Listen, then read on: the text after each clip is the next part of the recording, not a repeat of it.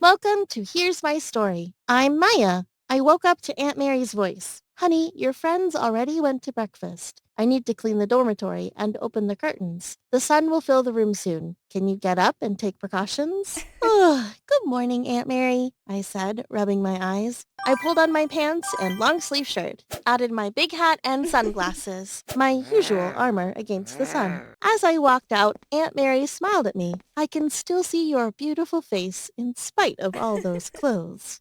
I don't know who my real parents are, but Aunt Mary has cared for me since I was a baby, one of the many who helped raise me. For me, family isn't about blood. It's the kind-hearted staff at the orphanage who've always been by my side. You're probably wondering why I dress the way I do. For me, the sun isn't just something to enjoy, it's an enemy. I have a rare condition called photosensitivity. Basically, I'm allergic to sunlight. If I don't protect myself, the sun can leave painful burns all over my skin. I've had this condition for as long as I can remember. Uncle Steve, the director of the orphanage, has taken me to the hospital more times than I can count. Specialized doctors have examined me and run countless tests. The diagnosis is always the same, photosensitivity. There's no cure. They told me I'll have to protect myself from the sun for the rest of my life. One day, Uncle Steve called me into his office. He sounded excited, but I wasn't sure why. Maya, I have great news for you. A couple called the orphanage last night. They want to adopt you. Adopt me? I couldn't believe it. I was already 15, and I'd had so many adoption meetings over the years. None of them had worked out. Did you tell them about my special condition? I don't think they'll want to adopt me once they see me. He laughed.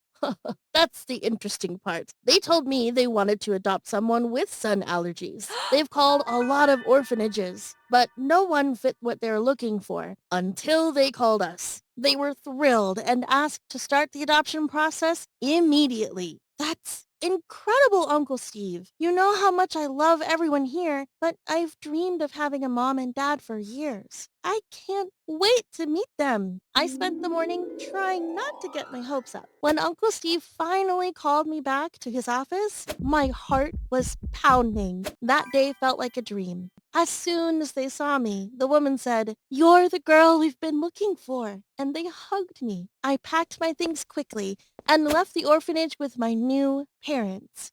When we got to their house, I saw a girl who looked about 10 years old. She was blonde, blue-eyed, and really beautiful. She looked at me, scanning my clothes, sunglasses, and hat. I smiled. "Hi, I'm Maya." She rolled her eyes and walked away without saying anything. My new mom showed me to my room. She pointed to the thick black curtains on the window and said, "We had these specially made for you, so you don't need those clothes and sunglasses inside." My eyes filled with tears. "Thank you so much," I said. Just then, their daughter walked in. She glared at me and said, "You should be thanking me. Because of you, I have to sleep in the living room now. They gave you my room." Her mom frowned. "Emma, this is the only suitable room for Maya because our house is small. Please understand." Emma crossed her arms. "I know why you adopted her." Her mom's face turned red. "That's enough. Get out of here right now." Emma stormed out of the room, crying. "Don't mind Emma. She's just upset about giving up her room," my new mom said gently. I stood there in shock, not knowing what to say. "I know why you adopted her." What did she mean?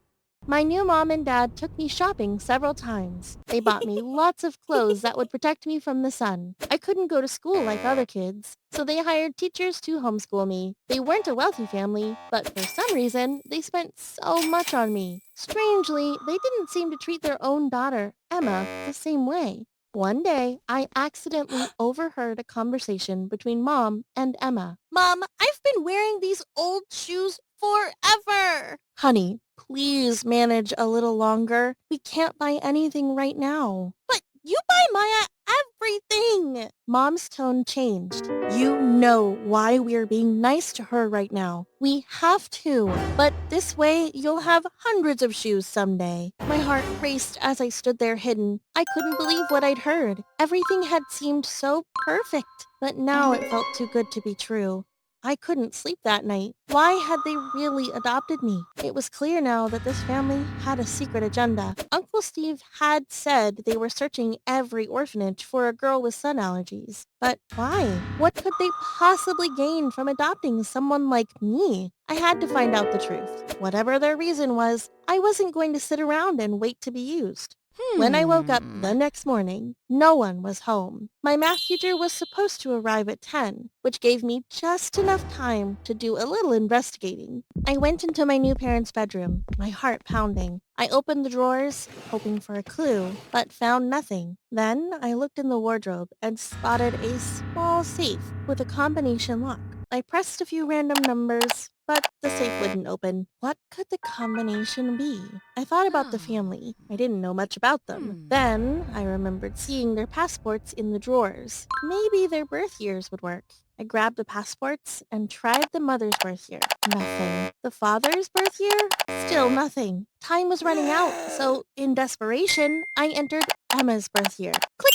The safe opened. My hands trembled as I pulled out the contents. There were 2 bank wallets and some jewelry, rings and necklaces. Disappointed, I almost closed the safe when I noticed a photograph at the bottom. I picked it up. The photo showed a baby in the mother's arms. I thought it was Emma at first, but something felt off. The baby wasn't blonde or blue-eyed. She had big brown eyes like mine. I turned the photo over and froze. The date written on the back was April 23rd, 2009, my birth date. My heart pounded as I stared at the photo. Could this really be me? I'd never had any baby pictures before, so I didn't even know what I looked like as a baby. But then I noticed something else. Small sunburns on the baby's cheeks. It had to be me. But why was my baby photo hidden in their safe? That evening, everyone came home, but I didn't say a word. I still didn't understand what was going on, and I needed time to figure it out. While I sat thinking, the whole family walked into the room together. Dad was holding a piece of paper and a pen. "My dear daughter," he said, smiling warmly, "could you please sign this document?" I blinked in surprise. "What's this for?" "It's for your new identity card. You'll officially have our surname now." If I hadn't found that photo this morning, I probably would have signed the paper without a second thought, thanking him with tears in my eyes. But now I was suspicious. I took the paper from him and started reading it. His smile faded. "You don't need to read it. It's just about the adoption." But I ignored him and read it aloud. "I give all my grandfather's money and assets totaling $2 billion to my mom and dad? Since I'm underage, my mom and dad can manage this inheritance for me?" I froze, my voice trembling. "What does this mean?" Reaching into my pocket, I pulled out the photo I'd found earlier. "I am the baby in this photo. Who are you?" There must be an explanation for all this. They all looked shocked. Mom started crying. Finally told the truth. "Maya, you are our real daughter. When we found out about your sun allergy, we thought we couldn't take care of you. We were too young and ignorant. We wanted to leave you at an orphanage, but I knew my father, your grandfather, would be so furious. So we chose not to know where you ended up. We gave money to a woman who left you at an orphanage, pretending to be your mother. Your grandfather never forgave us. He cut us off completely and never spoke to us again. Last month, we found out he had died and left you all his inheritance. That's when we started looking for you. And finally, we found you. Please, forgive us. My dear daughter." She reached out to hug me, but I stepped back.